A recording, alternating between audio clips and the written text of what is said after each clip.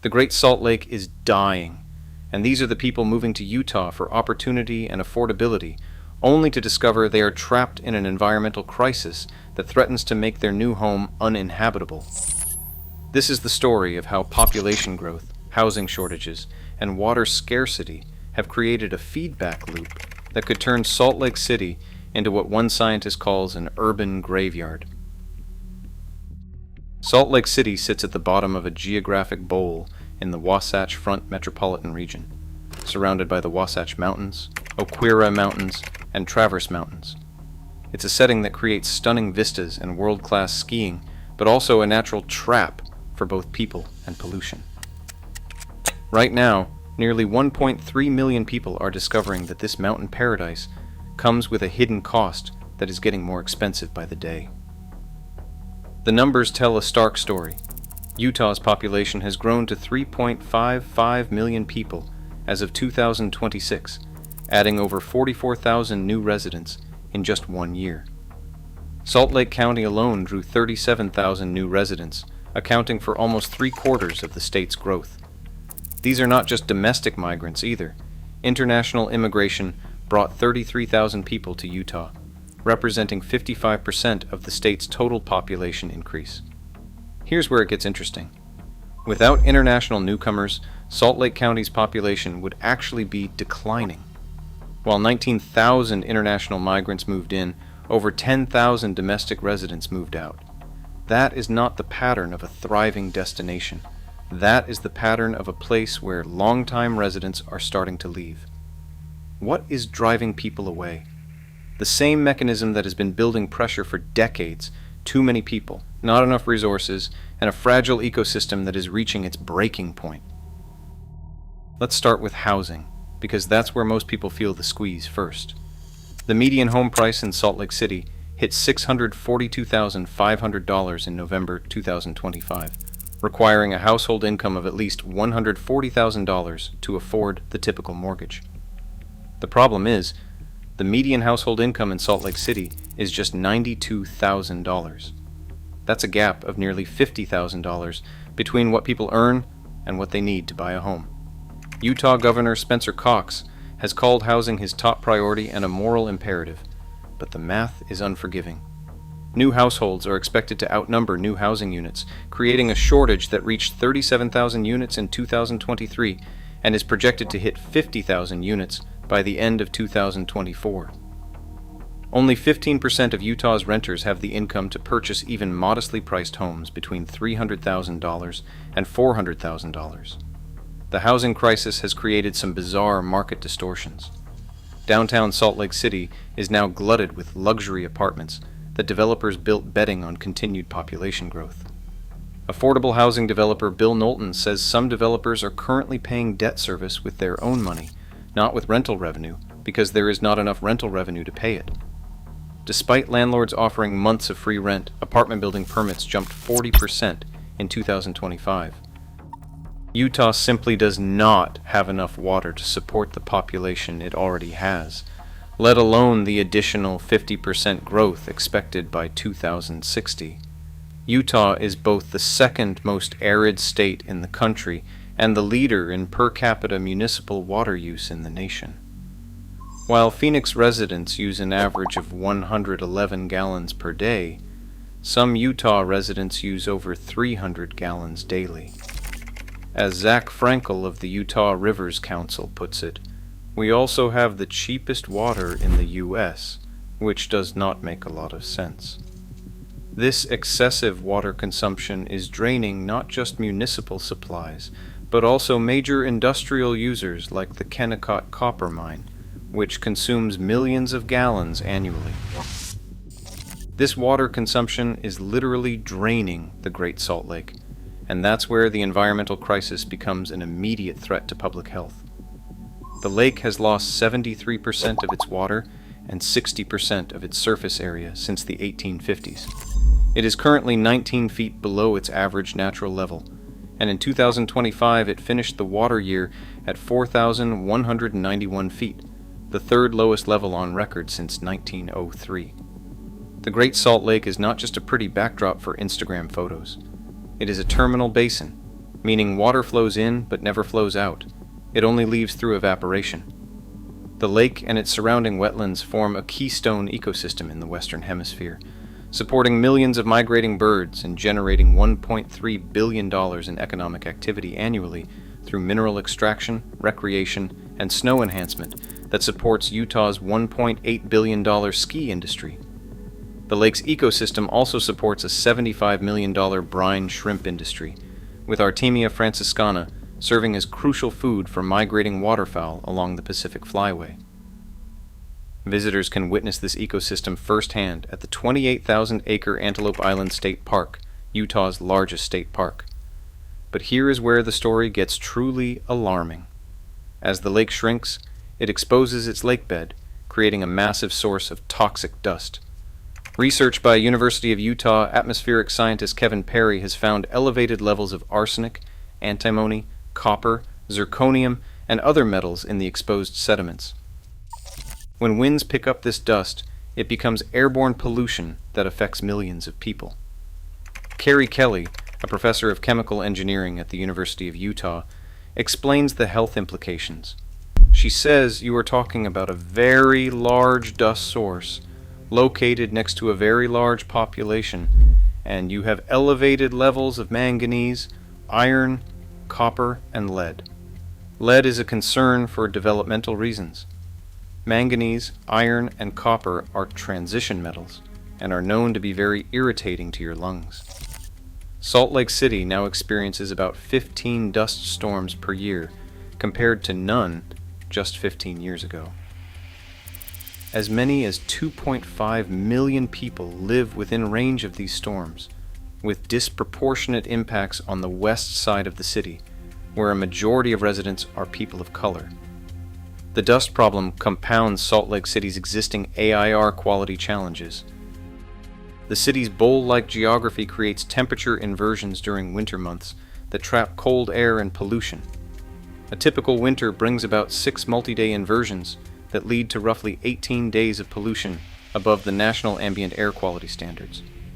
During these events, winter PM 2.5 concentrations can be more than 5 times higher than summer levels. The American Lung Association ranked the Salt Lake City Provo-Orem area as the 9th worst city for ozone air quality and 19th worst for short-term particle pollution in 2024.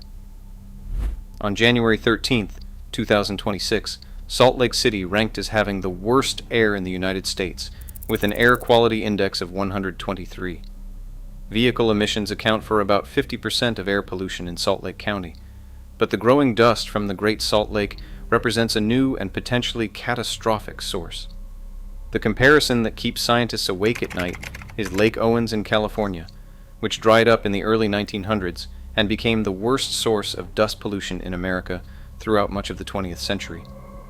Los Angeles eventually spent $2.5 billion over 25 years to control dust from the 100-square-mile lakebed. The Great Salt Lake, at its 2022 historic low, still covered over 800 square miles, 8 times larger than Lake Owens. Benjamin Abbott, a professor of ecology at Brigham Young University and lead author of key Great Salt Lake reports, puts it bluntly. The lake's ecosystem is not only on the edge of collapse, it is collapsing. It's honestly jaw-dropping and totally disarming to see how much of the lake is gone. The warning from the larger world is ominous. Central Asia's Aral Sea was once the 4th largest saline lake in the world and is now almost completely desiccated. Dr. Brian Moench of Utah Physicians for a Healthy Environment points to the health consequences. In Uzbekistan, child mortality has skyrocketed. Respiratory illnesses have increased, including drug-resistant tuberculosis. One unnamed Republican lawmaker described Utah as sitting on an environmental nuclear bomb if state officials do not take action. Dr. Henley warned even more starkly, if Great Salt Lake dries up, the cities along the Wasatch Front will cease to exist and be replaced by urban graveyards and wastelands. So, what is being done? The state has made some progress. Between 2021 and 2025, nearly 400,000 acre-feet of water, approximately 130 billion gallons, were dedicated to Great Salt Lake through conservation programs, water leasing, and phragmites removal projects, a salinity management system has kept salt levels within target ranges despite low water levels. The state even acquired the bankrupt U.S. magnesium facility for $30 million, eliminating a major source of pollution and water consumption. But the scale of the challenge is staggering. Great Salt Lake Commissioner Brian Steed says the state needs to add 261 billion gallons of water, that is 800,000 acre-feet each year for 30 years, to return the lake to healthy levels by 2055. For context, that is nearly double what the state has managed to deliver in the past 4 years combined. The political response reveals the tensions inherent in asking people to change their behavior. Governor Cox admits, "I am a free market guy, but there is nothing free market about the way we do housing in this country." He has threatened to force local governments to approve more housing if they will not do it voluntarily, saying, "If you do not play ball, then it will be forced upon you." But on water conservation, the legislature has repeatedly resisted meaningful action. In 2025, restrictions on inefficient high-spraying irrigation systems were narrowly defeated in the House. Efforts to track water usage by golf courses failed in both 2025 and 2023, with House Republicans complaining the measure would shame the golf industry. State Senator Scott Sandell captured the resistance.